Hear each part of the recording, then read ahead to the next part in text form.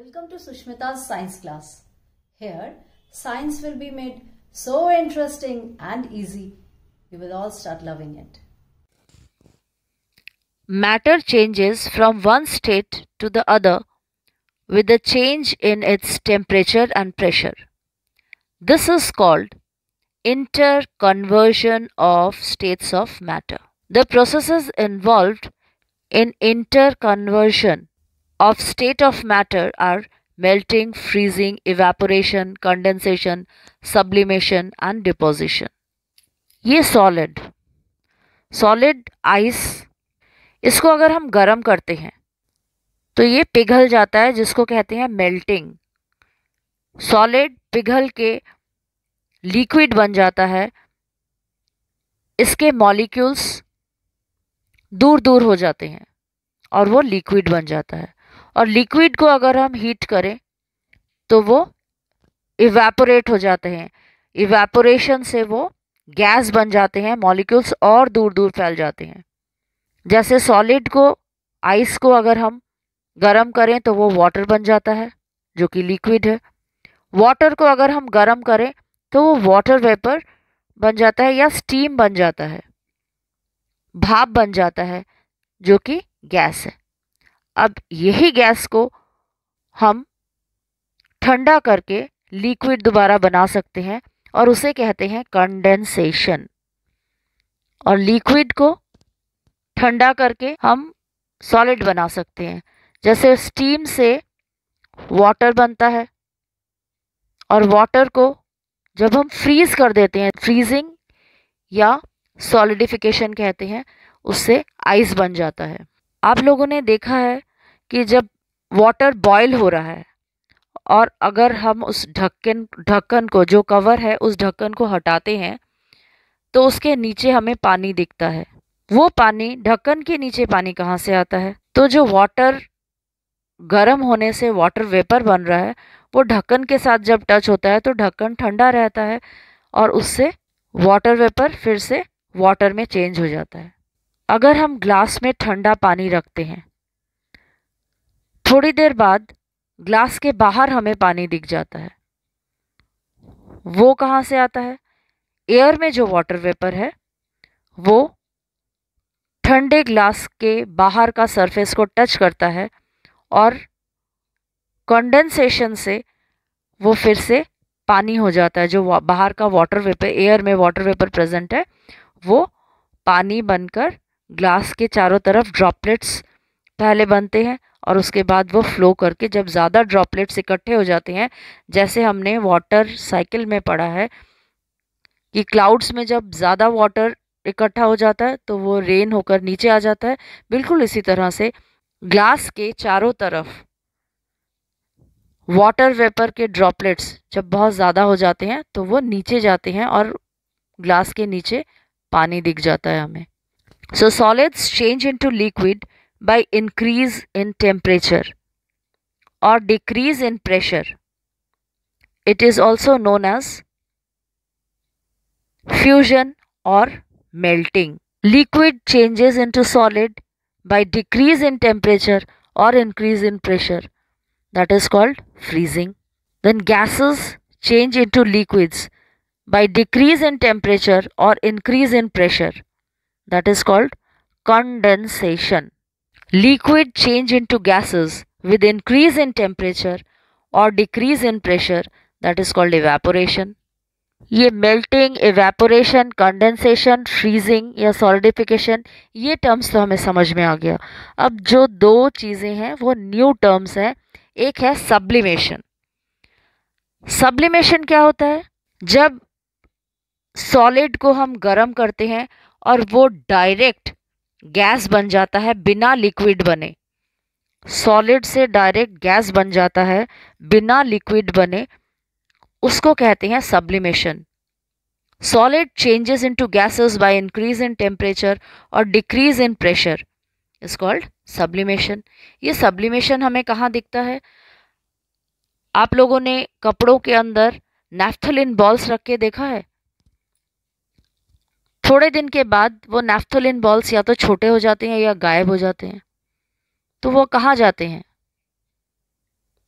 वो गैस बन जाते हैं। सॉलिड नैफ्थलीन बॉल्स गैस बन जाते हैं लिक्विड हुए बिना। या आपने कैम्फर देखा होगा जिसे कपूर कहते हैं, वो भी अगर बाहर छोड़ दें तो वो लिक्विड हुए बिना ही गैस बन जाता है। तो इसी चेंज को कहते हैं सब्लिमेशन। और एक new word deposition. Gases change into solid by decrease in temperature और इंक्रीज इन प्रेशर, इसको कहते हैं डिपोजिशन।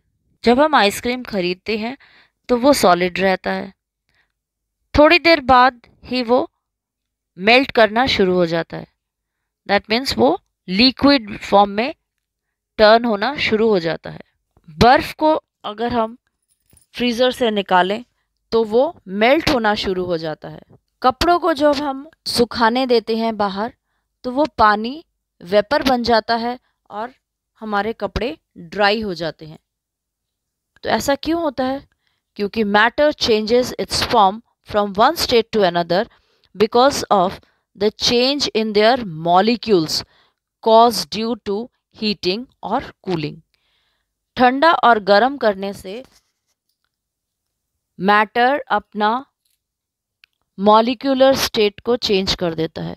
ये मॉलिक्यूलर अरेंजमेंट ऑफ सॉलिड पास पास है।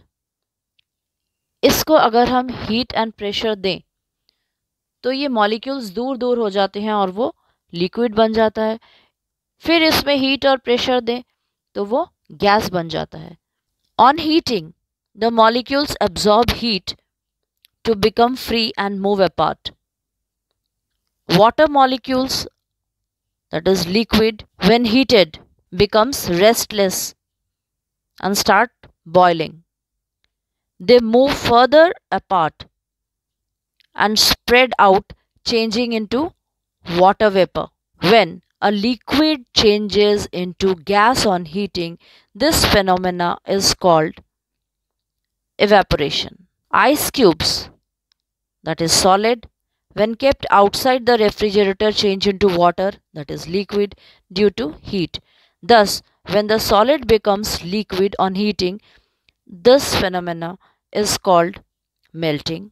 On cooling, the molecules give up their heat and settle closer to become tight. For example, when water liquid is kept in freezer becomes ice, that is solid, and change of liquid into solid is known as freezing. These changes in the form of one substance to another is called change of state of matter. ये glass बिल्कुल dry है बाहर से, ये मैं रख रही हूँ। ये भी ड्राई है और इसके अंदर मैं ठंडा पानी डालती हूँ।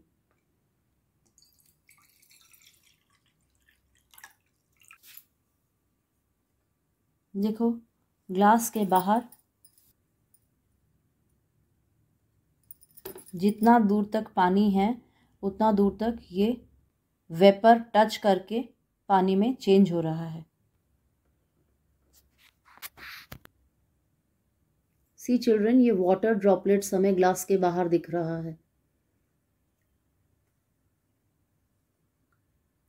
ये ग्लास के बाहर वाटर ड्रॉपलेट्स दिख रहा है। ये वाटर ड्रॉपलेट्स कहाँ से आ रहे हैं? एयर में जो वाटर वेपर है वो ये ठंडे ग्लास के सरफेस के साथ लगकर धीरे धीरे वाटर ड्रॉपलेट्स में चेंज हो रहे हैं। कंडेंसेशन हो रहा है, gas is changing to water. Glass के अंदर ठंडा पानी है और ये ग्लास के बाहर वाटर ड्रॉपलेट्स बन रहे हैं। एयर में जो वाटर वेपर है वो ठंडे ग्लास के साथ लगकर, ठंडे ग्लास के सरफेस के साथ लगकर वाटर ड्रॉपलेट्स में चेंज हो रहा है। बच्चे, ये वाटर ड्रॉपलेट्स ग्लास सरफेस के बाहर हमें दिख रहा है और मैंने बिगनिंग में आपको दिखाया था ये सरफेस पूरा ड्राई था। अब हमें ग्लास के नीचे भी पानी दिखेगा।